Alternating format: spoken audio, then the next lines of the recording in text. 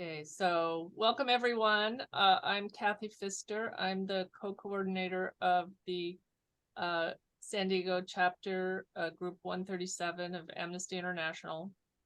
And the topic of this meeting is restorative justice. And for many of us, it's kind of a new topic. A lot of people I talked to didn't really know too much about it. So it's going to be a good opportunity for us to learn about this. So we have two speakers tonight. Hey, Jim, I'm going to mute you. Okay. Mute myself there.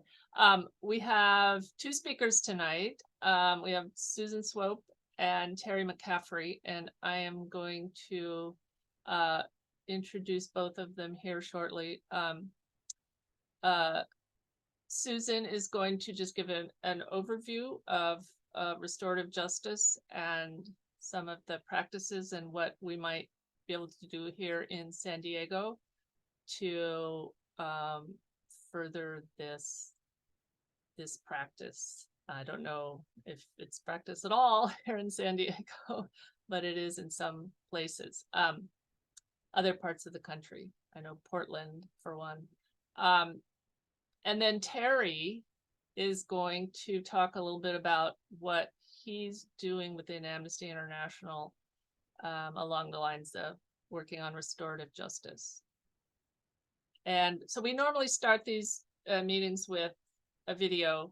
Susan is going to show a video, a couple of videos within her presentation. She has a slideshow, so the videos will be a little bit later this time.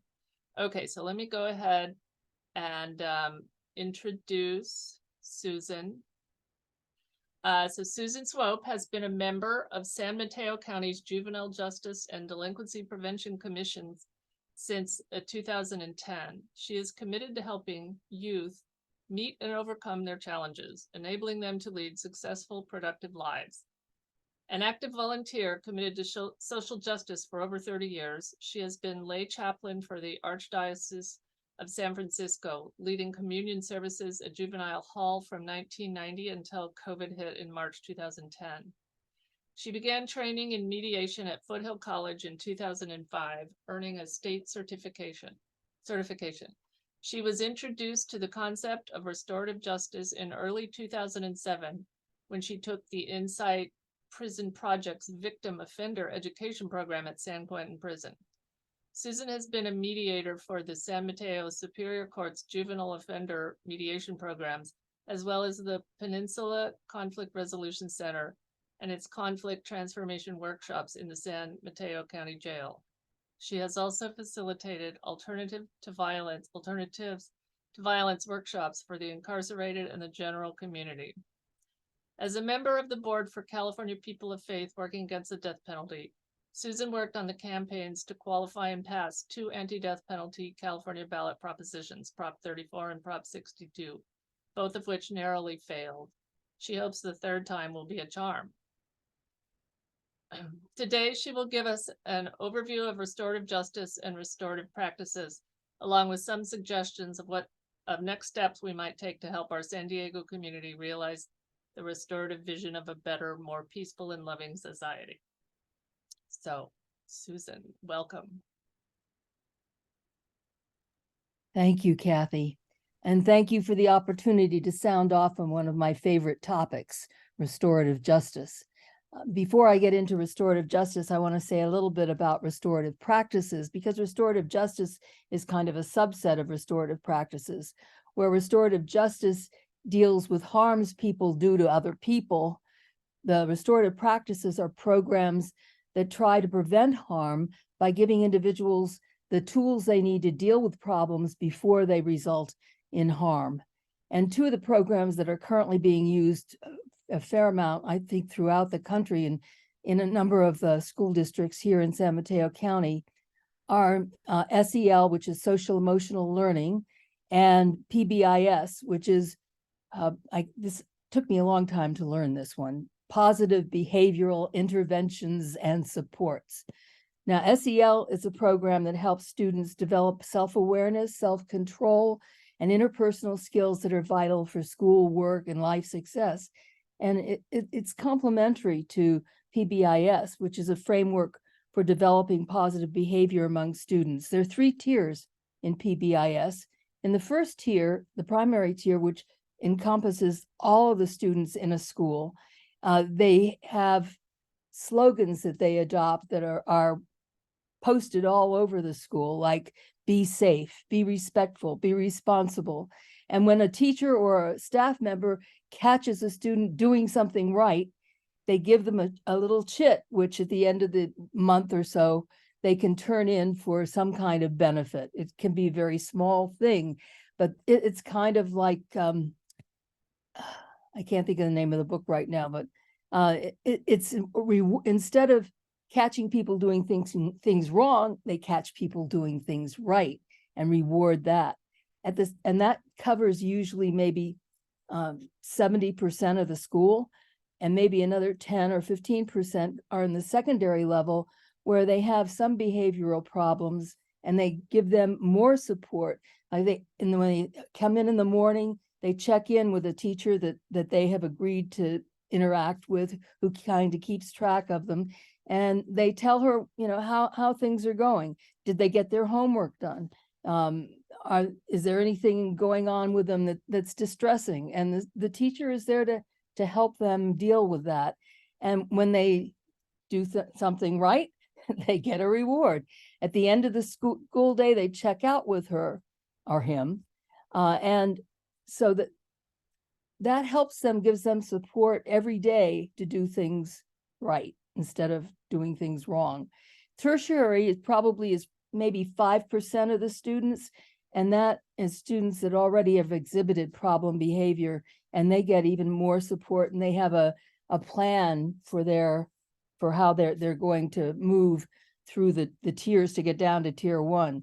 So anyway, those just give you an idea of some of the things that people are doing to try and keep people out of trouble.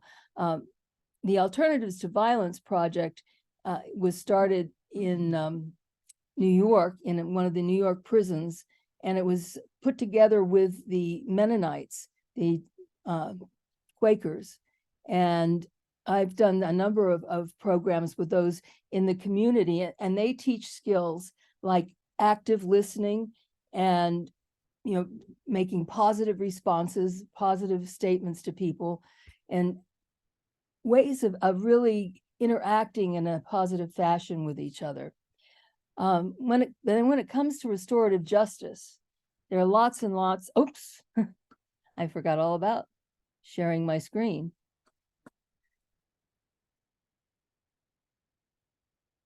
Oh.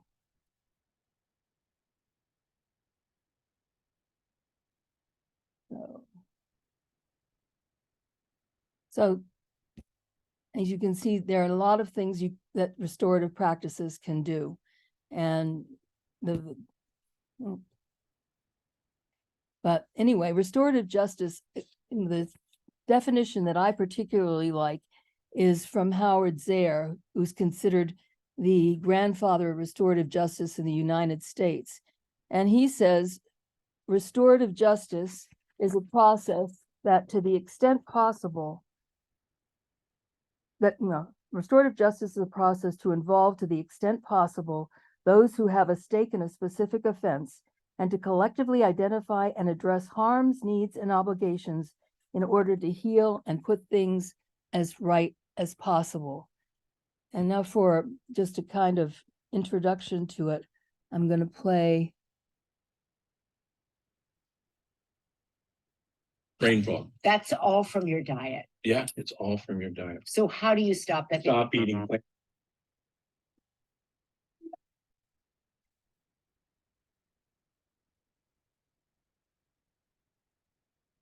Restorative justice calls for the healing of all people, those who were the perpetrators, those who were the victims, including all who were affected, the families on both sides, the community, and those who serve the community.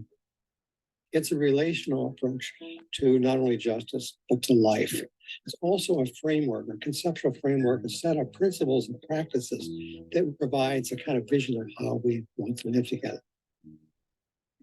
Victims can move from feelings of fear, anger, retribution to understanding. People who have committed crimes can accept responsibility, be accountable for their action, and take tangible steps to repair the harm that they have done to the victim and community. Accountability requires that I acknowledge what I've done, that I acknowledge its impact, that I make things as right as possible, ideally in a way defined by those I have hurt, and that I engage in the extraordinary labor of becoming somebody who will not cause that harm ever again. It can be big things, but it can also be the smallest thing, and just listening and holding space and not asking any questions and just letting someone weep.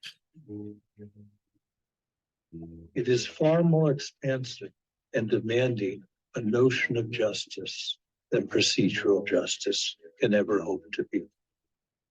I myself am a survivor, and I wish that restorative justice had been available to my family. The community of restorative justice is something that helps us as the offender, because this community is one that believes that people can change their life.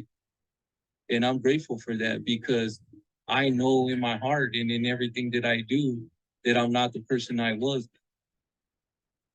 This is a Mayan saying, en la que tú eres mi otro yo, you are my other me. When you learn, we all learn.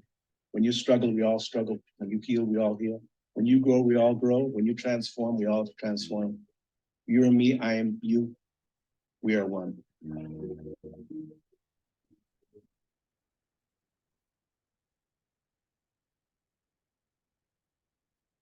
So the difference between criminal and retributive justice and restorative justice is the whole approach. 'Cause Support for this podcast comes from the Neubauer Family Foundation, supporting WHYY's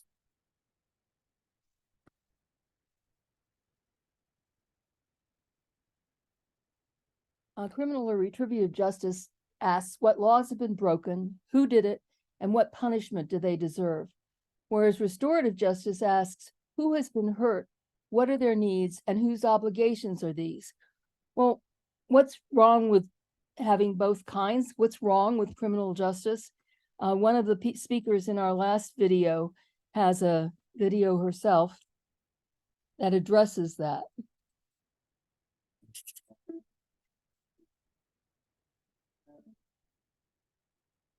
More than half of victims of violent crime don't even call the police in the first place. They prefer nothing to everything we have to offer. The vast majority of crime survivors' pain goes unhealed. What the existence of restorative justice means is that we can no longer pretend we don't know what else to do. As a country, we're really good at punishment. It's passive. It doesn't require people to act, think. It certainly doesn't require them to change. When we lock people up, we excuse them from their responsibility to answer for what they've done. Restorative justice is a process to hold them accountable. It's a tool. People take turns answering questions like what happened, what needs arrive, whose responsibility is it to meet those needs, and how is that person going to do it? It requires someone to take responsibility to repair things as much as possible and to never commit that harm again. This isn't about feeling sorry. It's about doing sorry. Things like go to school, get a job, pay restitution, apologize, do community service. Restorative justice practices have been used to address low-level infractions like vandalism, up to addressing the impact of murders on the surviving family members. Restorative justice processes are first and foremost about meeting the needs of people who are hurt. Sometimes the person who can make the greatest contribution to a survivor's healing is the person who harmed them. To come through trauma, we need answers to our questions. To say, my life was never the same after you hurt me like that. Crime survivors want the most safety possibly available. So if incarceration actually produced safety, we would have the safest country in human history. That's not what we have. The core drivers of violence are shame, isolation, and inability to meet one's economic needs and exposure to violence. And we bake those into prisons to try and keep people from committing further violence. Incarceration exposes people to exactly the things that increase the likelihood that they'll go on to harm others. People who are hurt deserve a process that will help them heal. People who are responsible for crime have an obligation to be accountable for that. All of us deserve responses to crime that actually make us safer. Our current criminal justice system doesn't deliver any of those, and restorative justice at its best delivers them all.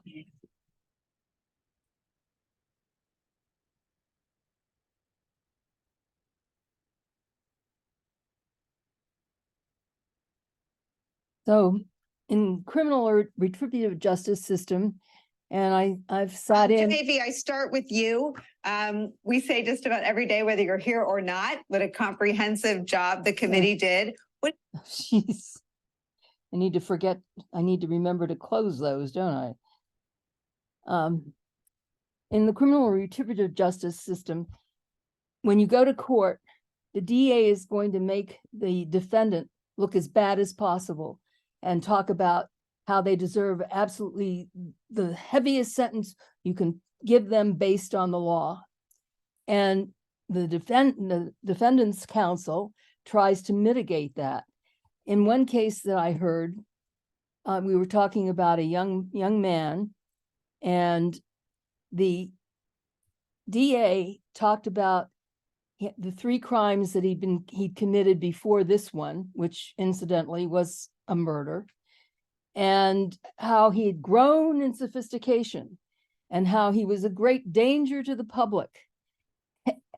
He didn't pay any attention to what had been happening since that young person had been incarcerated and the programs that had been done for him. He talked about all the services he had gotten, how he'd been suspended from school 20-something times, how he had been in the juvenile hall X number of times, how he'd been on probation and on electronic monitoring. He didn't mention the fact that none of those are services. Those are all things that continue the trauma that the young man had, because as his defender said, this young man was born to a mother who was on meth and alcohol addiction. He was born with ADHD. Both his mother and his father was a gang member who sold drugs, and both of them were emotionally and physically abusive to him. The kid really didn't have a chance. I don't know how many of you know about ACEs, adverse childhood experiences. There are 10 of them. And according to Kaiser, who did a huge study looking at ACEs, if you have 4 or more, your chances of running into trouble with the law increase exponentially. This young man had 8.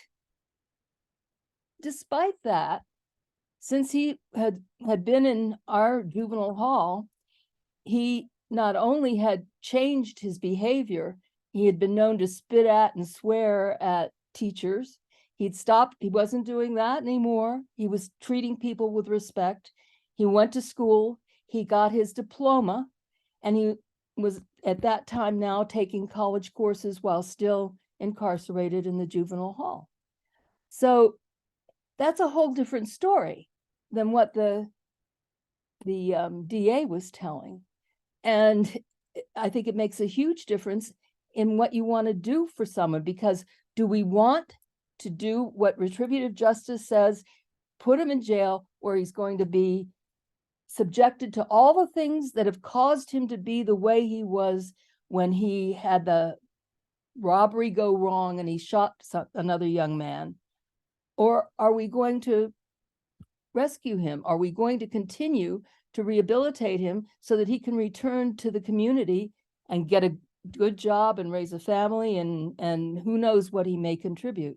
So restorative justice looks not just at what the law has been broken, it looks like what breaking that law has done to the victim, to the offender, and to the surrounding community. Because obviously when he shot this other young man, his family was hurt, his girlfriend was hurt, his friends were hurt, and they're going to be hurt probably for the rest of their lives. That's not something you get over. But what benefit is there to actually throw this other young man away, especially if he is redeemable? There've been some amazing stories that I've heard in the years that I've been looking at this. In one case, there was a young man who shot another young man, and the slain young man's mother started visiting the man who killed her child in prison. And when he was finally released, he said, "I took your son from you. I will be your son now, if you will let me. And I will take on all the obligations of a son." I mean, and this was an adult. This isn't just a kid. This is somebody, who is fairly well developed in who and what he was when he committed the crime. So in the restorative justice, the person who caused the harm owns it, admits that they did it, they are sorry for it, and they're ready to be accountable for it and to make things better. I just was watching a little video with Sujatha Baliga, and she was talking about an instance that she worked on where a young man had stolen a car, and when the woman who owned it got it back, there was $4,000 damages to it. And she was furious. She wanted blood. And when Sujatha talked to the car thief, it was clear he came from a very poor background. There was no way he was going to come up with $4,000. And she's wondering, what good does it do to bring them together? So she called the young woman and she said, "If this isn't going to result in you getting $4,000, are you still willing to go through the process?" And she said, yes. And she said, well, what would you want? It turned out what she wanted was for the young man, who was an artist apparently, to paint her a 5-foot-tall Tinkerbell, according to her specifications. And they had the meeting, the circle, and the young man agreed to do it. And Sujatha helped him find someone who could help him with putting together what he needed to do. And when he finished it, the young woman asked him to come and help her install it in her home. So restorative justice can have just wonderful, wonderful effects. If you look at the retributive justice system is punitive. We do things to people. It's authoritarian. It's high control and very low support, if any support at all. And what restorative justice does, it does things with the person so that it's high control, just as the punitive justice system is, but it's also high support, where you look at what caused the problem and what needs to happen to help this person not do this ever again, as we heard in the last video. And years of data show that punishment alone doesn't work. As I said in the last video, it just increases the trauma. And you can see here what this was put together by the Global Kindness Initiative, and I couldn't find anything that they said about it. But what it says to me is, each time you punish somebody, they're good for a short period of time, maybe only the time that they're in jail or prison, but then they recidivate. Our recidivism rate in the US for years has been like 70%. So what good does that do us? Are we safer when somebody comes out of jail or prison and they're more sophisticated and angrier than when they went in? And our system encourages them to say that they're not guilty. And I think from some of the things I've read and some of the things I've seen in the years that I've been doing this, that they come to believe that they aren't guilty, that they are the victim, instead of recognizing that they are the ones who caused the harm and it's up to them to repair the harm. Restorative justice makes them look at what they've done understand what that has caused and try to make it as right as possible. So, oops, here we go.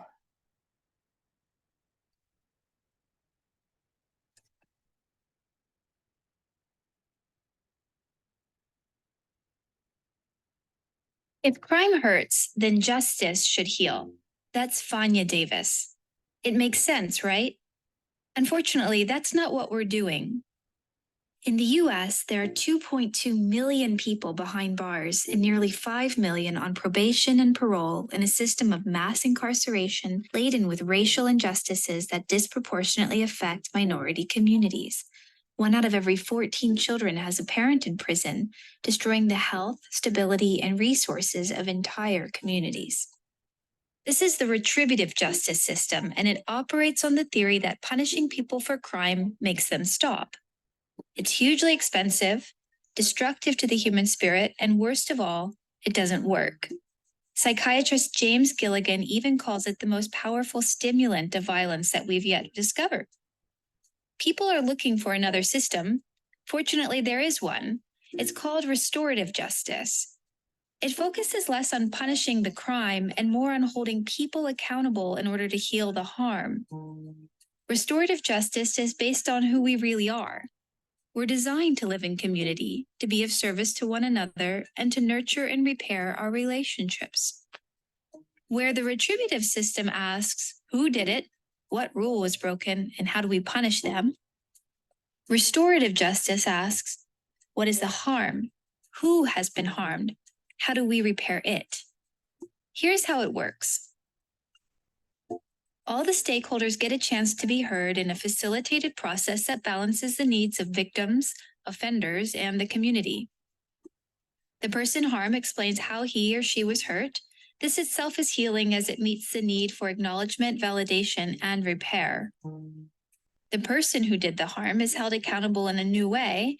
They're also given the opportunity to accept responsibility for their actions, which is also healing, share their perspectives, and to make amends for the harm they caused in the relationships that were broken. The whole community has a chance to address the underlying problems that gave rise to the situation, and then everyone works together to find a way to restore balance and offer healing to all stakeholders. In restorative and community justice, the concept of beloved community and living in right relationship is key. You're restoring justice and just relationships within the whole community. Does it work? Well, look at this. In the prison system, wherever restorative justice is tried, recidivism has plummeted. In schools, switching to restorative justice drops suspension, improving students' educational and social well-being while reducing bullying and other manifestations of violence. And it costs next to nothing by comparison. One teacher said, every time I used the retributive system, I lost a relationship. Every time I use this new system, I gain one. Restorative justice is justice that works, justice that transforms, justice that heals. Now that sounds like something we all want more of in our communities, so spread the word in yours.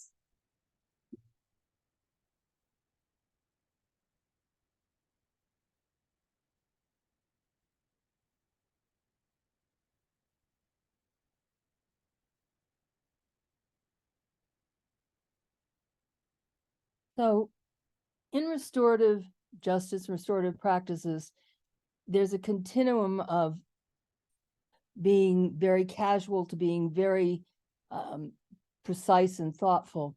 It can go to just you talking with someone and something comes up that you have a conflict about. If you simply use effective questions and effective statements that are not accusatory, you will get a better response than if you say, you did this and I'm angry. So you can have small impromptu conferences or group or circle. Most restorative justice practices are done in circle or a formal conference. In one case, Sujatha, who you saw in one of the videos, was doing a mediation between a family whose daughter had been murdered by her boyfriend and the boyfriend and his family. And at first she didn't want to take the case. She said, this is too serious for me. But Howard Zare, who was also in one of the videos we've seen, encouraged her to do it. And they did it before the young man went on trial. It was a case where they were engaged, they had a fight, a gun was available, and he just grabbed it and shot her. And he was immediately stricken. He was sorry that he'd done it. He didn't mean to do it. If he hadn't had a gun, he wouldn't have done it. He went immediately to the police station and turned himself in.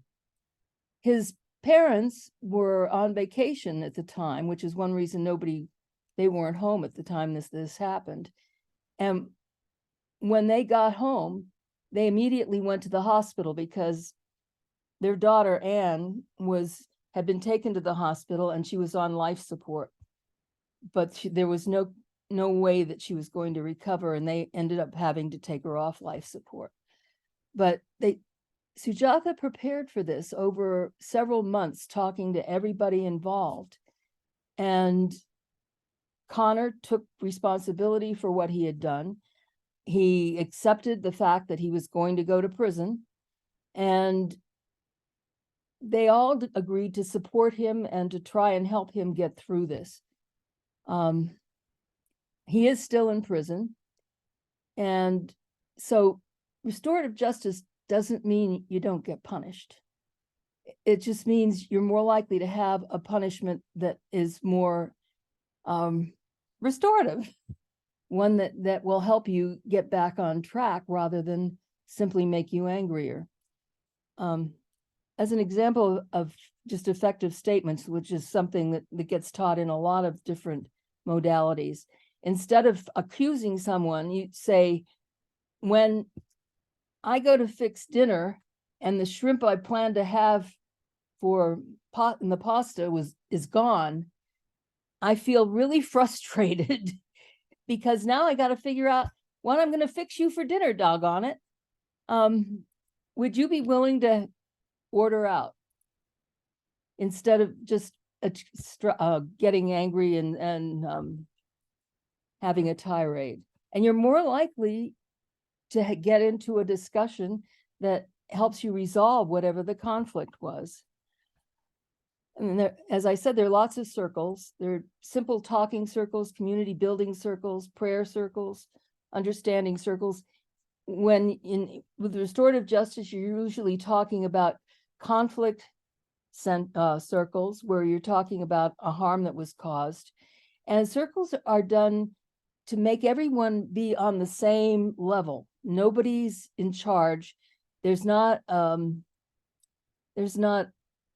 a person who is running a facilitator. They have what we call circle keepers, and there are generally at least two of them.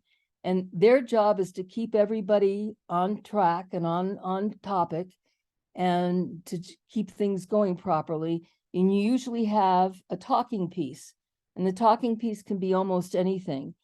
In one of the trainings I went to, we had a Canadian woman who was from one of the tribes there. So she had an eagle feather, which we were given to understand was a real privilege to be able to use an eagle's feather as a talking piece.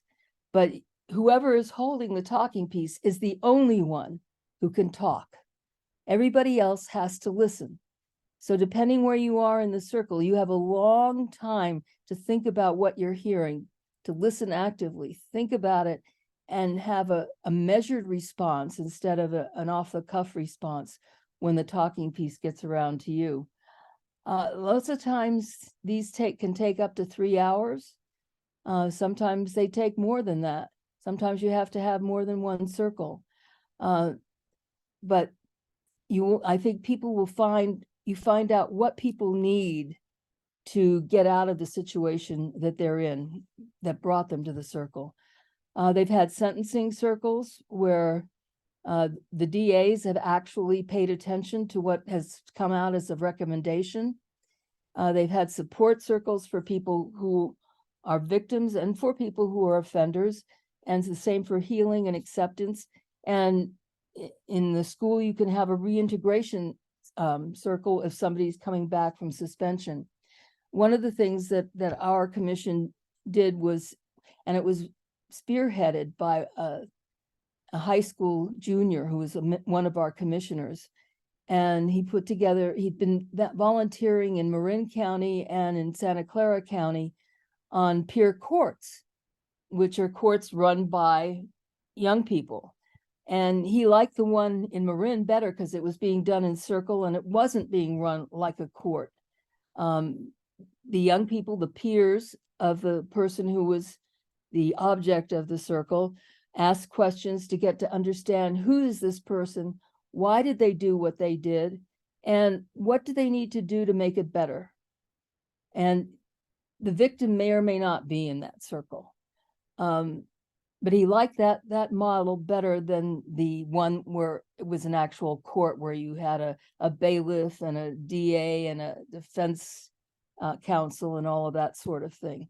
So we right now have running in a pilot program in Menlo Atherton High School here.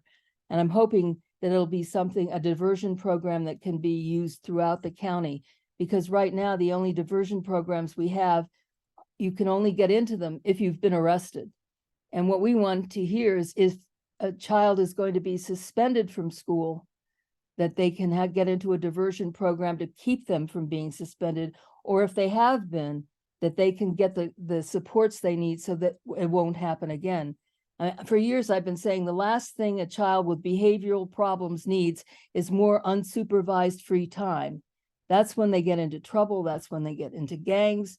And then once a juvenile is in the juvenile justice system, it's really hard to get them out of it. And it's really hard for them to live down the fact that they have been incarcerated. So at this peer point, they began it with community building circles, which serve the purpose of getting students from the high school involved in it. And then the ones who were interested could get trained so that then we could start doing the conflict circles. So we're into doing the conflict circles, and I'm hoping that right now they aren't usually involving the victim, but I'm hoping that in the future they will be. This kind of gives you a whole map of the various things that can happen that are restorative or can be restorative. The only ones that are fully restorative are the ones in the middle. The peace circles, family group conferencing, community conferencing, that bring in everybody who's involved in the harm into fixing it, into figuring out how to make things better. So, and that's pretty much what I had to say. Some of the things that you could do, I don't know if you've seen Just Mercy.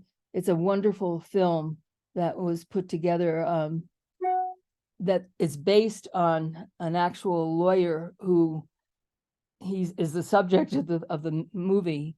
But there are a lot of things you can read that will help you understand it better. One of the best books that I've read has been, what's it called? Changing Lenses. And that's by Howard Zare. And it's not a really long book. And if you want something really short, he has the little book of Restorative Justice.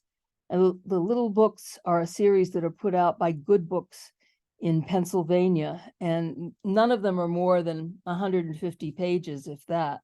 So if you want to read more about restorative justice, they're a good place to start. I'm sure there are restorative justice organizations in your area.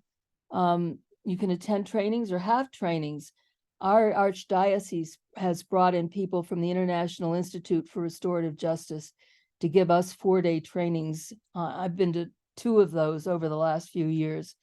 And they train you basically by putting you in a circle and having you go through the practices that you would go through if you were in an actual conflict resolving circle.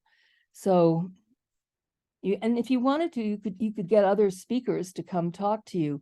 Sujatha is in Oakland, and so is Fania Davis. Howard Zare is the Eastern Mennonite University in Virginia. But there are a lot of people on the West Coast who are real experts, more so than I am, who I'm sure would be interested in talking with you. So with that, I have a few possible things you might want to look at. The Little Book of Victim Offender Conferencing, the Restorative Practices Handbook for Teachers, Disciplinarians, and Administrators, the Little Book of Circle Processes. Kay Pranis is I think, from Minnesota. And Restorative Justice Conferencing, Changing Lenses, that's a really good one. And the Little Book of Restorative Justice.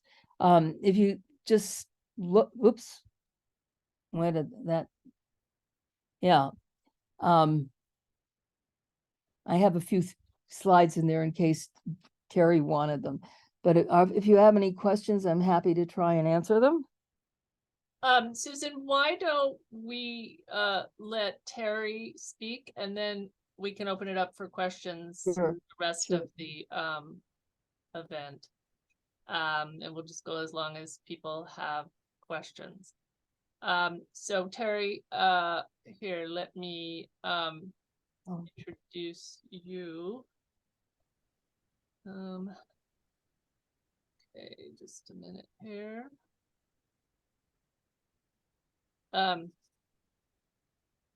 Terry McCaffrey has been a member of Amnesty International since 1978. And after serving as group coordinator for Amnesty Group 19 in Palo Alto, California, he then spent 4 years in the 1990s as an Amnesty area coordinator in Fairfax, Virginia. While there, he became a board member of Virginians for Alternatives to the Death Penalty, which marked the beginning of his anti-death penalty advocacy. In 2000, Terry returned to the Bay Area, where he served as area coordinator, continued his advocacy against the death penalty, and began working on a movie called To Forgive a Killer. He also took on the role of president of California People of Faith Working Against the Death Penalty, a position he continues to hold. He also currently serves as Amnesty International USA State Death Penalty Abolition Coordinator for California. So welcome, Terry. Well, thank you so much for the really wonderful reception that we're getting here. And I want to thank Susan for an outstanding talk. And what I'm just barely going to do is to supplement from what Susan's talk about. And that is that I attended a meeting yesterday, and it was in Virginia, and it's located in Charlottesville, Virginia. And what they have set up there is they have developed relationships between the district attorney and these, what I would call practitioners of restorative justice.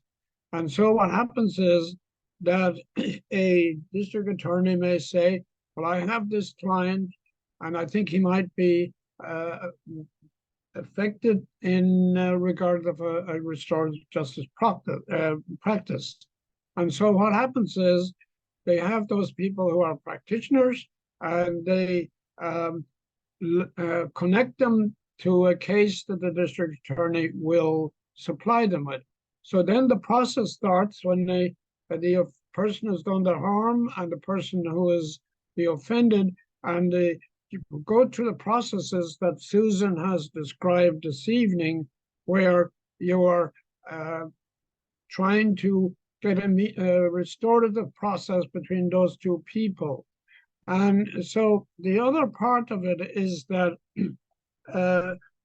I want to, so that's the process that I saw in Charlottesville, Virginia. Now, Susan has outlined processes for other specific situations, but the other part I want to mention to you, Kathy, is that I believe in the Diocese of San Diego, Dr. Robert now, I don't know if you know him or not, he, I believe, is engaged in restorative practices in the prison system associated with San Diego.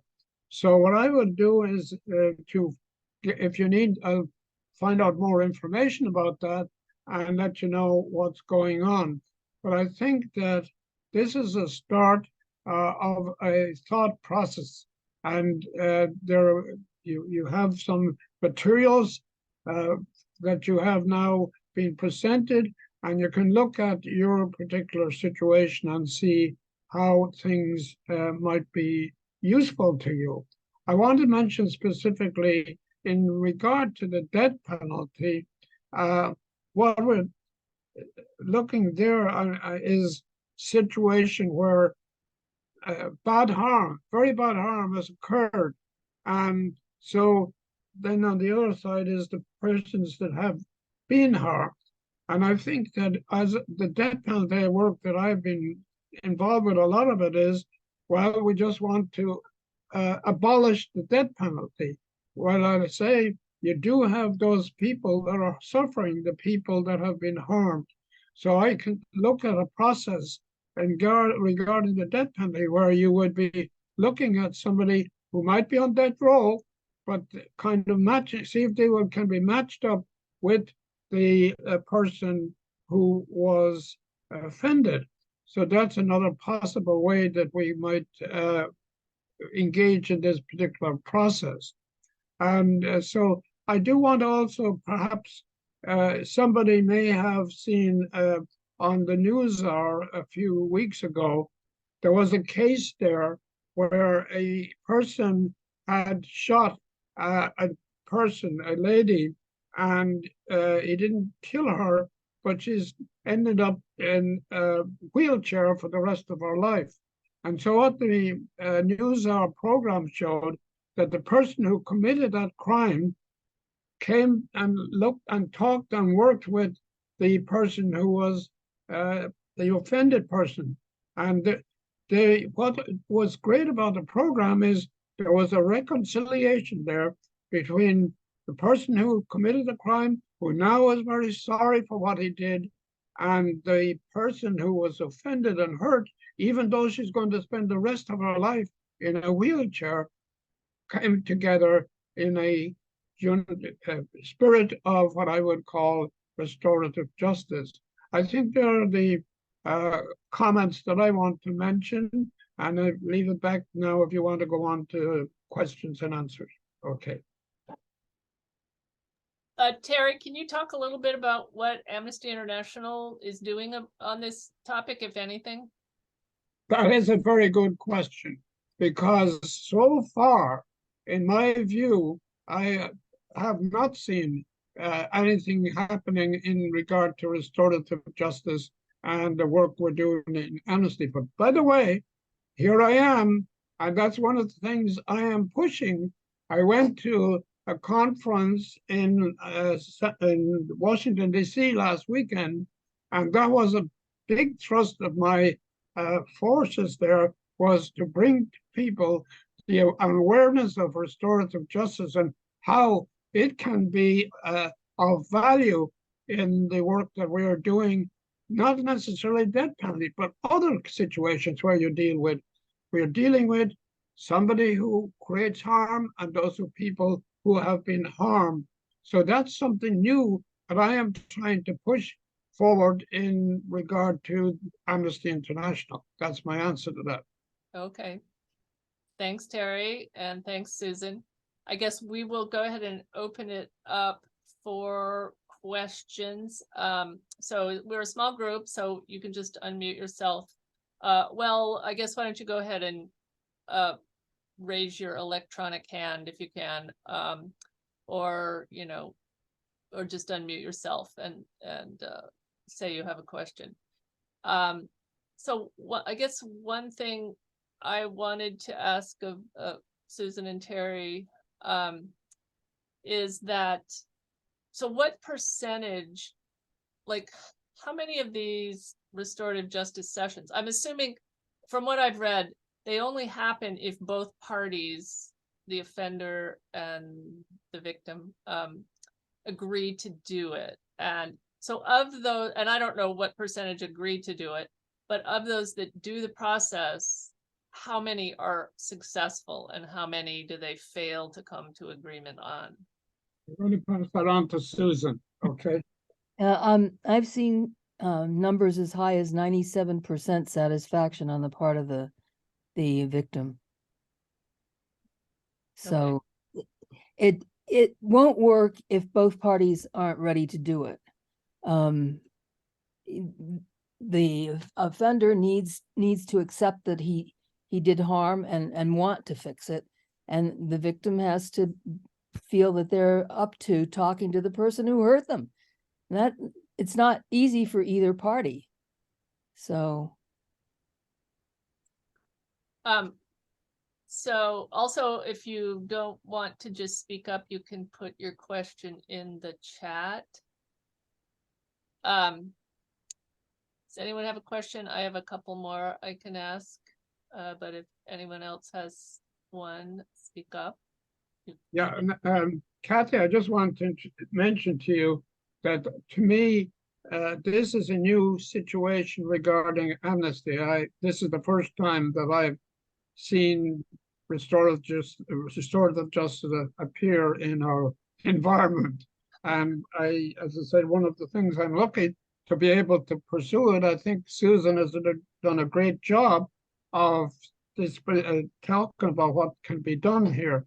I think that it's going to be a more beneficial thing, as Susan has outlined there, rather than incarceration and punishment. I don't think that that's the necessary best way to move forward in regard to the criminal justice system. This is new and innovative from the point of view of amnesty, Kathy. That's what I'm saying. Yeah, yeah. Yeah, I mean, it's not included in any kind of human rights documents or treaties or anything like that. So it's kind of a new thing, and this is new. Yeah, this is new. But it's also very old. It comes from the indigenous tribes, both here and in Canada, in New Zealand, all around the world, in primitive tribes where people didn't have jails or anything like that. They had three choices. They could reintegrate the person, they could exile the person, or they could kill the person. And so they worked harder at trying to reintegrate the person to get whatever was going wrong there in a relationship, to repair it and be able to keep them. They didn't have the choices that we have. Yeah. I noticed that Beth Chap had her hand up. I think she had a question. Did you have a question? No. No. Oh, okay. Yeah, I guess that prisons are actually a relatively new phenomenon for all societies.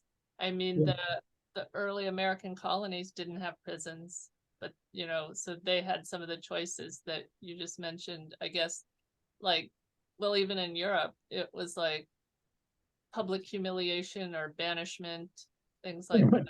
Some of the things, that's right. Banishment from the community. So I don't know exactly when prisons started operating, but it is a relatively new thing in human history from what I've read. Anyone else have a question? I can't see everybody. Can't see everybody on here. If you have a question, just unmute yourself and speak up. So another question I have is, a lot of people make the argument that, well, if their loved one was killed or whatever, their loved one doesn't have the opportunity to, live their life and better themselves and go to school and all this stuff that restorative justice offers to the offender, and that they don't think it's fair that that person should be able to do these things that their loved one can't. So Kathy, I have a response to that. Okay. That is that what happens is there is the family member of the victim is one, and there is a constituency there who is hurting and they are harmed. The person who's killed is gone, but their family is still there, and they are harmed and they need healing.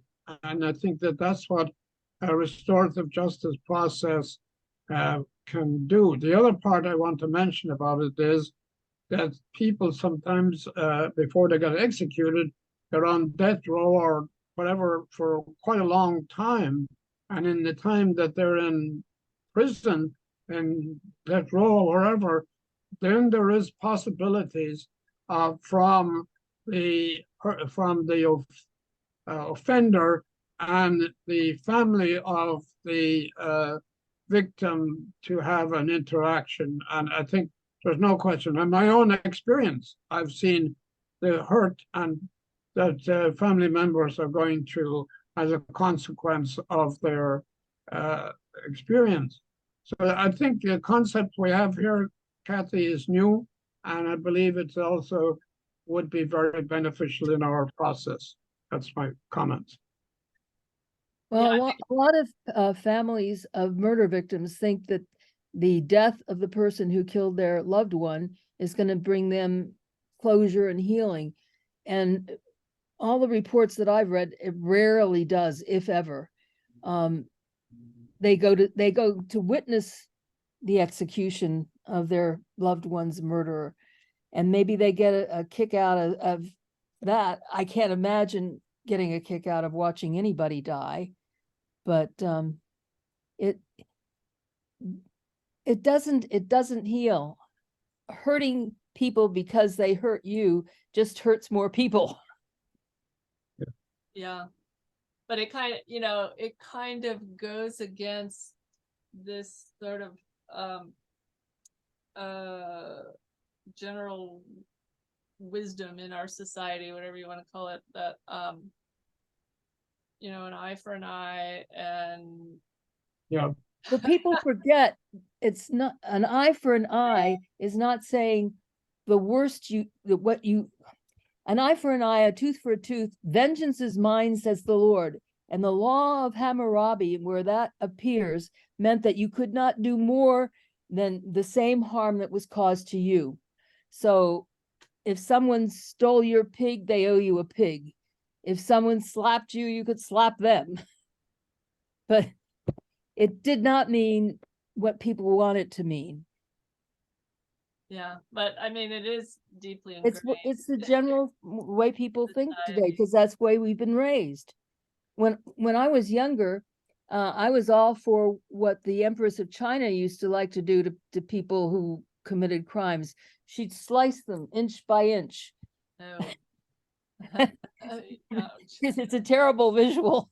I got over that. Yeah. Karen? Hi, good evening. I enjoyed both of your presentations, and I just wondered, really, what do you think the appetite is with our US prison system and our so well entrenched attitudes of how we process people? Do you think there's any appetite at all to incorporate restorative justice principles in the traditional system, or does it? I mean, I understand that sometimes it's used in diversion, and certainly in San Mateo County, we've seen that start to become acceptable. But in the traditional prison system, do you think that there's an opportunity? I think there's an opportunity, and I think in some places they're getting some of it done. In San Quentin, there's a lot that's done, maybe, but the whole way that we have set up our prison system, as it said in one of the videos I played, it does all the things to people that got them to commit the crime they committed in the first place. And we have a lot to learn from Germany and Norway and other European countries where it's not a jail cell like we have. And people are not treated like dirt.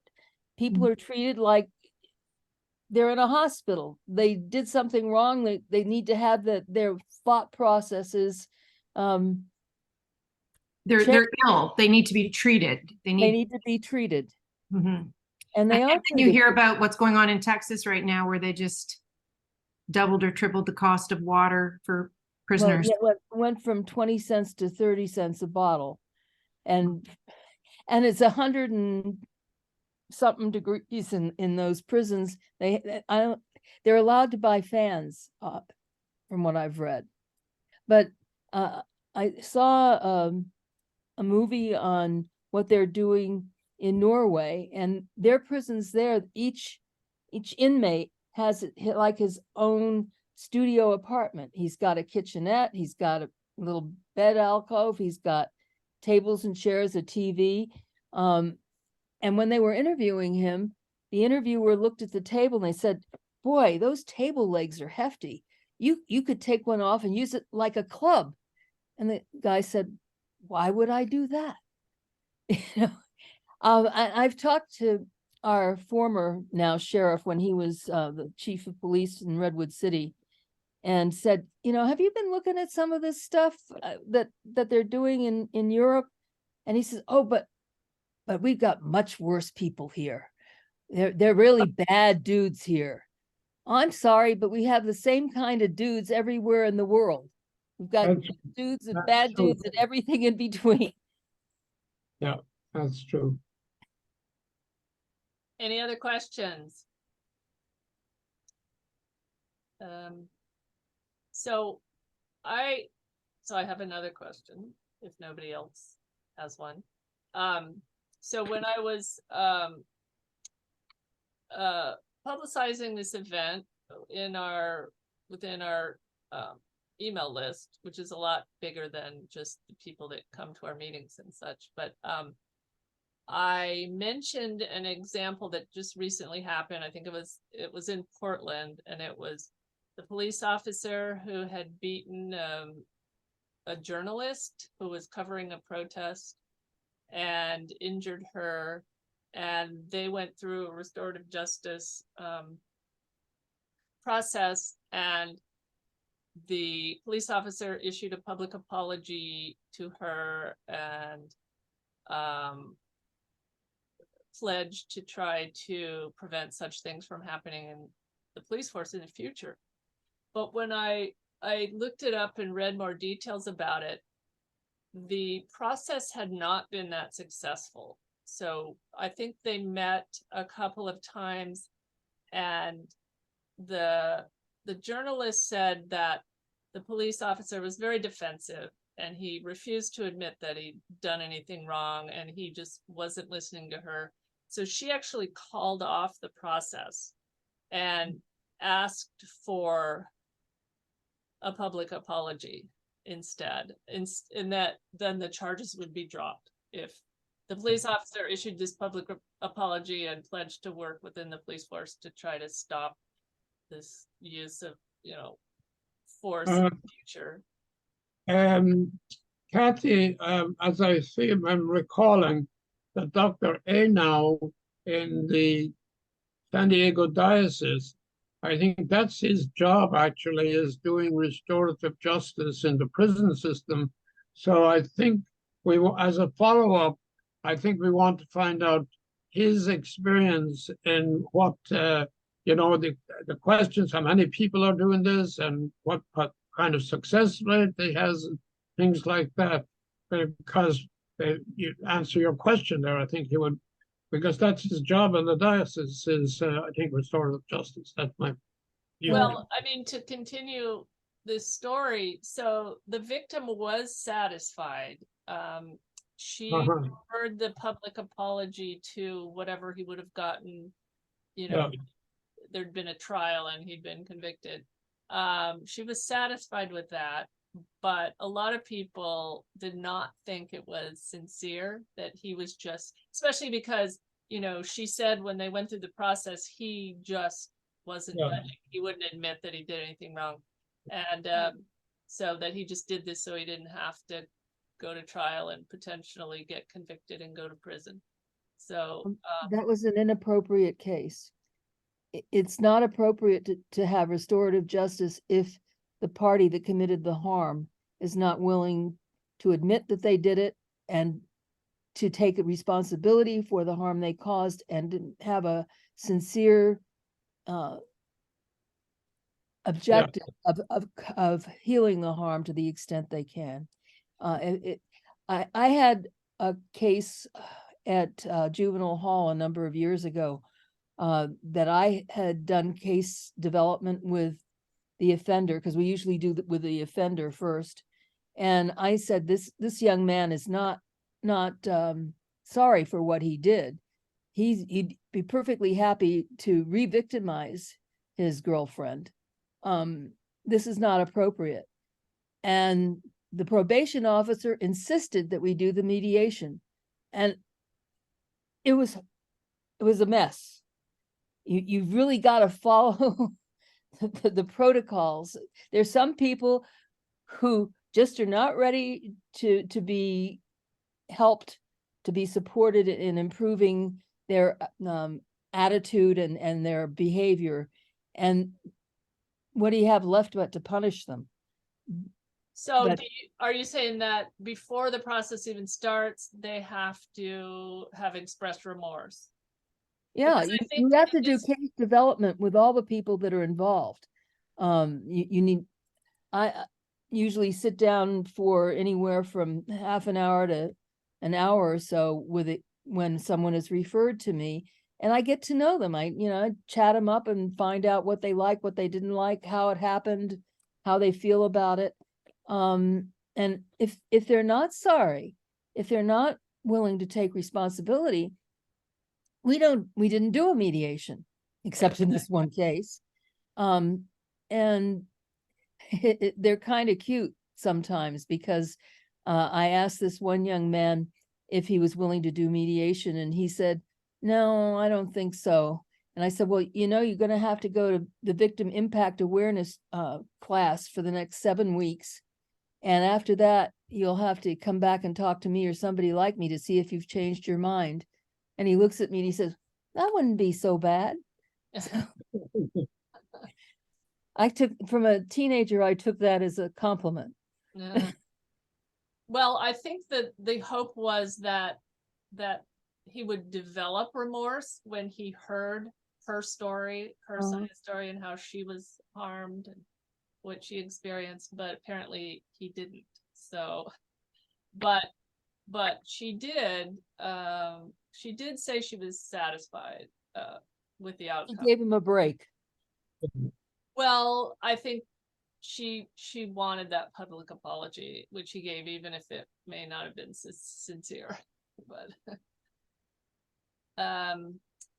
so Kathy Smith, did you have a question? No, I have a statement.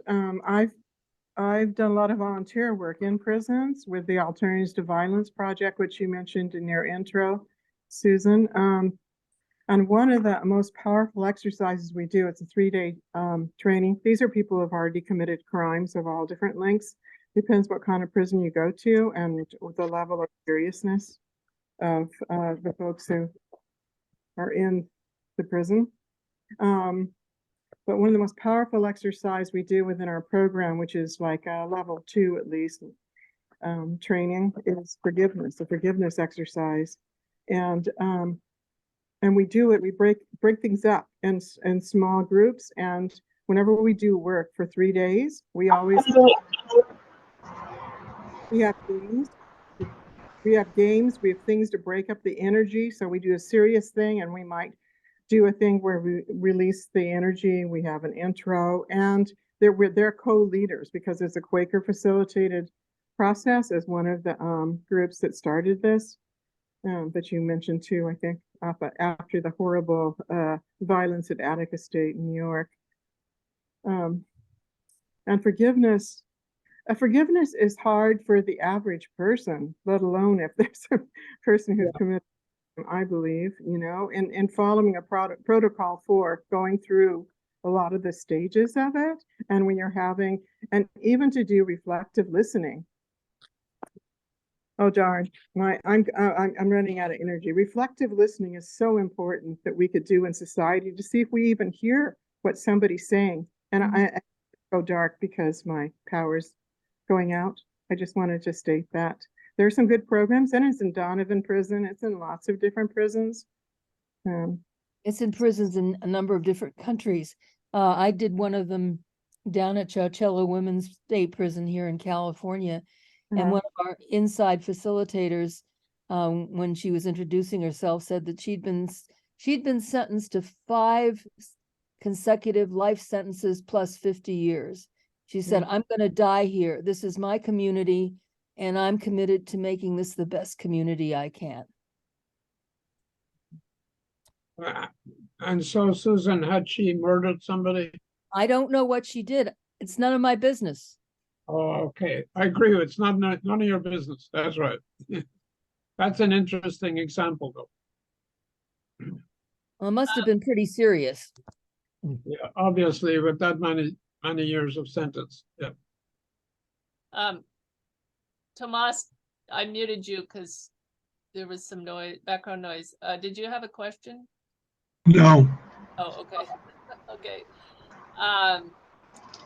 So, I guess I wasn't, well, so is the goal, do you think, Susan and Terry, to replace the retributive system, or it sounds like they sort of work hand in hand?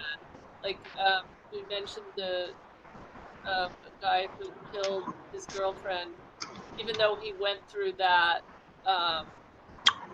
process, the restorative justice process, he still ended up in prison. He knew it wasn't a replacement, like I guess with the police officer where the charges were dropped if he went, through. But he was sentenced to considerably less than he would have been otherwise. Okay. Because the DA did take that into account in terms of what he asked for. And there have been there's a great movie that I've seen called Burning Bridges.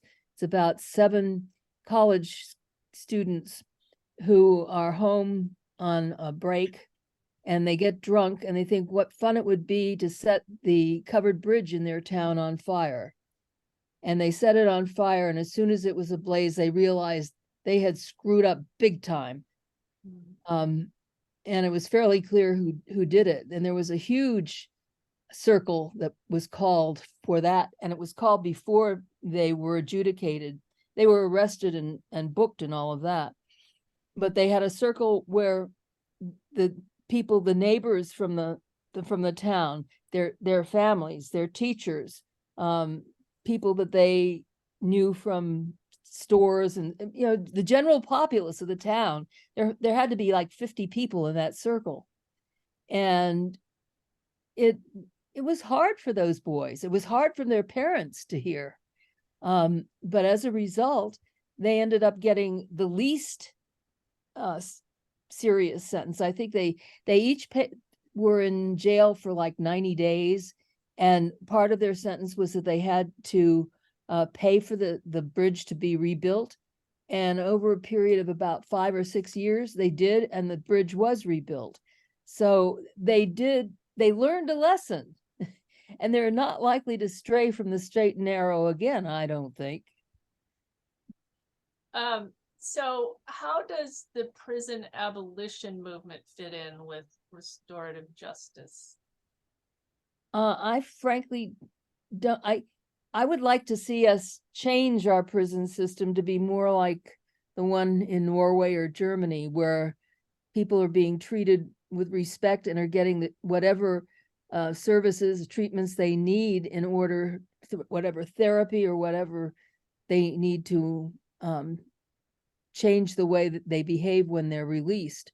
I think you can put the prison's population down considerably, I think, but I don't think you can do away with them entirely. But I think that they ought to be different places than they are now, because the way they are now is not conducive to having people go straight as it is when they're released.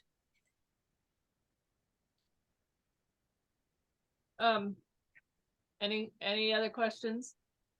I have a couple more. So related to the question somebody asked earlier about what's the political appetite right now for something like this. I mean, when you were describing, I can't remember what the school programs were, there was a couple of them, some kind of behavior, or I can't, what were the names of those programs? Social emotional learning Yeah, and social emotional. positive behavioral interventions and support. So that kind of thing, I imagine, would be considered woke and would be targeted by somebody like Ron DeSantis or Oh, sure. that crowd that you know, to ban it from schools. Yeah, I'm guessing that that would be the case. Is that what you found? It's true. It takes a lot of work to sell the program because for them to work, everybody in the school, including the cafeteria workers, has to buy into it. And there's I wanted to say something, Kathy, because I'm going back to the experience I had yesterday with this talk that I heard in Charlottesville, Virginia, where they have a real program there. They have people that are being referred by the district attorney to practitioners. So I must say that there is an active program going on there, and they have an individual. His job is he gets paid to be a practitioner, and so I can find out more about what level of activity that's occurring relative to the overall situation. But I think that one of the things is that you have district attorneys there who are saying, hey, I think this program could be more beneficial to us than if we use the punitive system. So I just want to say my comments on that. This is in schools, Terry. This is more where they haven't committed any crime at all. They're just a behavioral problem. Eric Butler was with Restorative Justice for Oakland Youth, and he was put into the Oakland Unified School District to initiate this in one particular school. And it took a couple of years because he needed to sell this to the if all the teachers and the administrators and the janitors and the cafeteria workers, if everybody doesn't buy into it, it's hard to make something like this work. But one of the stories he liked to tell was this young man kept falling asleep in class, and the teacher was getting angry with him, and finally he got angry back. And so she called in Eric, or she called the vice principal, who called in Eric, and Eric took him to his office to talk to him. It turned out that his mother was a drug addict and she wasn't home, and he was having to take care of his two little siblings, feed them, get them dressed, get them to school. And by the time he got to school, he was done. He was wiped out. So now that they know what's causing the behavior that they don't like, then they could work out what to do to help him, which they did. So the whole thing, people do things for a reason.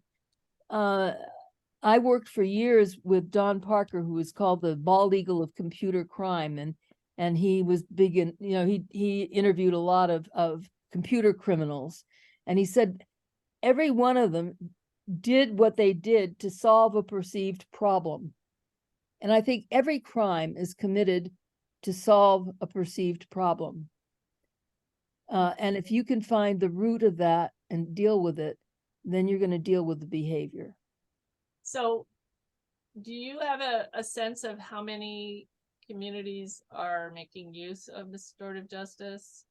It's growing. It is definitely growing. Do a search on Google and you'll find tons of stuff. Yeah, I find a lot of things, but it's mostly from Europe and Canada. So I'm assuming they're far ahead of the US on this. Yeah, the New Zealand no longer has any juvenile detention centers. All of their juvenile cases are dealt with using restorative practices. Even if it involves a murder or something like that. Oh, so if a juvenile commits murder, he or she won't go to prison. I'm not sure about that, but they don't have any juvenile hall. Okay. Well, if they send them to adult prison, I'm not sure that that's. No, much that's of a an bad improvement. idea. Yeah. Sue, do you have a question? Your hand is up. Oh, you're muted though. Oh, sorry. Yeah, so I live right by Juvenile Hall over here in Kearney Mesa, and they recently did a lot of renovation. I can't remember the name of it now, but they're no longer calling it Juvenile Hall. I think they might be doing something with restorative justice. And I work in San Diego Unified School District, and I've taken quite a few professional development on restorative justice. And when I used to work behavior support with the kids, we always had positive behavior interventions. So I don't know if it's the same positive behavior intervention, but I also just signed up recently for not through the school district, but through some kind of for another training of PBIS. But it works. You've seen it work. Oh yeah, definitely. I think yeah. A lot of teachers resist it because they think it's going to be more work. And throwing a kid out of class solves the problem for that teacher on that day in that hour, but it doesn't solve the problem. The problem's going to come back. So if you take the time, a lot of teachers who are sold on this will have a circle every morning for 10 or 15 minutes just to have all the kids check-ins. And it helps the teacher know where the students' heads are at. So once they get used to it, they find that it works better than what they were doing before.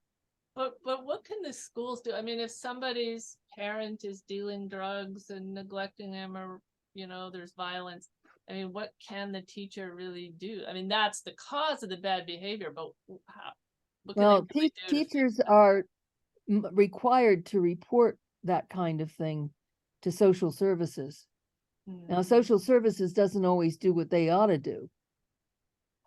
We had a case up here in Oakland where many teachers reported that this little girl was being abused, that she was coming to school with cigarette burns and bruises and stuff. They did nothing. And they finally found her decaying in the bathroom tub of her parent. So, well, I guess, my point is it's a huge societal problem that I'm not sure restorative practices can make a whole much of a dent in by itself. but it's a tool. Yeah. And it can be a powerful tool. Yeah, it should help at least. So, okay, well, we are at the 90-minute mark.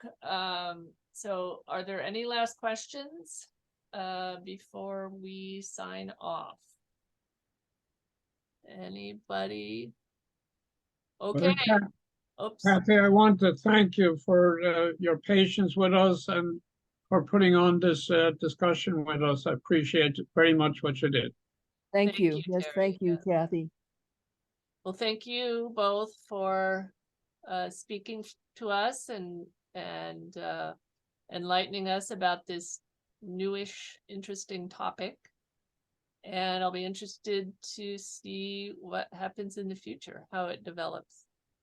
So, okay, well, I will post the video, the recording, and let you all know when it's up. Okay. I'm going out of town tomorrow, so it might be a few days, but hopefully I'll get to it. I'll get to it sometime, but I will let everyone know. All right, well, thanks everybody. Thank you very much. Thanks for coming. Thank you. Okay. All right. Good talk. Good night.